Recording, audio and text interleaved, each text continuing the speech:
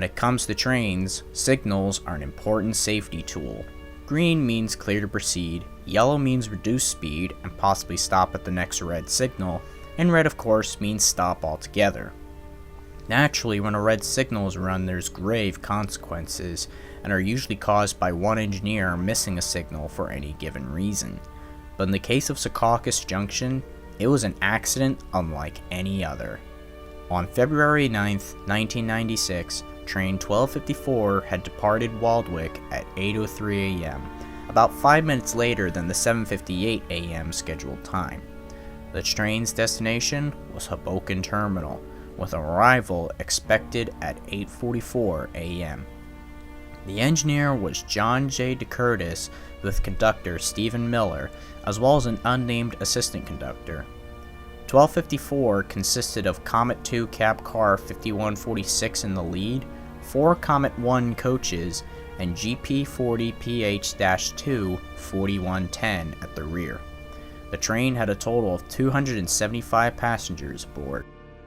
In the opposite direction was train 1107, headed to Suffern, and had departed Hoboken Terminal at 8:31 a.m., 1 minute late. Train 1107 was operated by engineer Alfonso Debonis, as well as an unnamed conductor and assistant conductor. 1107 consisted of GP40PH-2A 4148 in the lead, 5 Comet 1 coaches, and 1 Comet 1 cab car 5120 at the rear. At the time of the collision, the train had 125 passengers aboard, as well as 2 deadheading NJT employees who were traveling to Suffern so they could operate another train that originated there. Both trains were in push-pull configuration, which basically means a train can be operated at either end when there's 2 engines or not. Usually it involves a locomotive at one end and a cab car at the other end to control the locomotive when the cab car is leading.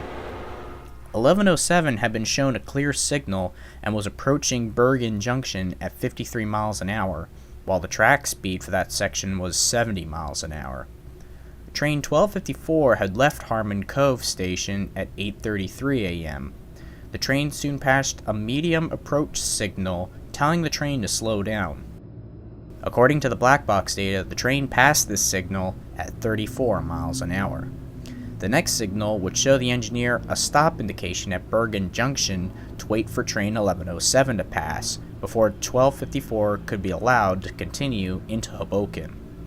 Train 1254 continued to slow down until approximately 71 feet before the stop signal, where the engineer instead accelerated the train to 20 miles an hour past the red signal.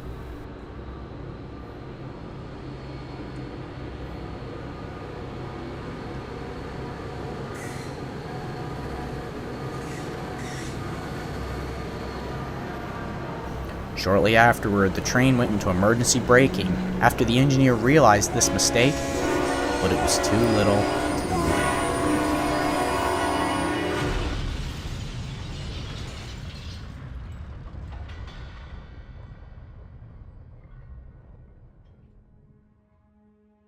The 2 trains collide at 8:40 a.m. Train 1254 was moving at approximately 18 miles an hour when the collision occurred. The conductor of train 1254 was able to evacuate all passengers of the train with the help of the assistant conductor. The conductor aboard 1107 was reported to be visually upset, repeatedly crying that people were dead, which also worried many passengers. The 2 deadhead NJ Transit employees helped evacuate the train as well. After the evacuation, the remaining crew members stood watch to flag down any oncoming trains. Both crews aboard both trains did not use the PA system to communicate with passengers. They instead went from car to car yelling for passengers to evacuate the train. The assistant conductor aboard train 1254 later reported that he did not know if the public address system was working or not, so he didn't use it. The conductor aboard train 1107 said the same thing. He didn't know if it worked or not. Throughout the evacuation process, both trains communicated by handheld radios. The accident was first reported by an engineer of an eastbound New Jersey Transit train on the main line at 8:45 a.m., 5 minutes after the impact. The New Jersey Transit Police Department was notified at 8:40 a.m. and arrived at the accident site 13 minutes later. Other emergency services arrived within about 10 to 20 minutes after the first 911 calls were made. Cab car 5146 was ripped open in the collision, killing the engineer John J. Secaucus and Arthur David Stern, a passenger aboard train 1254 and the only passenger casualty. Locomotive 4148's roof collapsed in on the cab on impact, thereby killing engineer Alfonso Debonis instantly. In addition, 162 passengers were injured. The NTSB determined that the probable cause was the failure of train 1254's engineer to perceive correctly a red signal aspect because of his diabetic eye disease and resulting color blindness, which he failed to report to New Jersey Transit during annual medical examinations.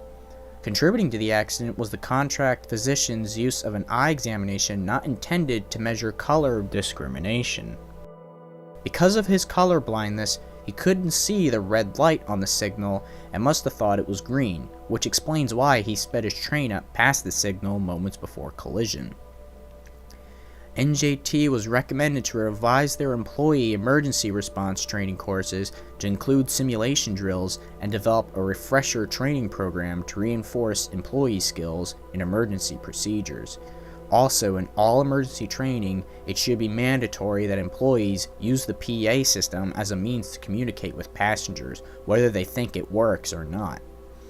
NJT also had to inform their employees, especially those in safety-critical positions such as engineer, of the facts and circumstances of the accident, stressing that they must accurately report their use of medications or any changes in their medical condition, especially color blindness, that could make them miss a red signal, which ultimately led to this disaster. In the end, GP40PH-2A 4148 and cab car 5146 were scrapped after the accident, while GP40PH-2 4110 continues to operate to this day. Cab car 5120 was retired by New Jersey Transit and is now held by the United Railroad Historical Society of New Jersey. 23 years had passed since the incident, and it's fair to say colorblind engineers are no longer a thing anymore.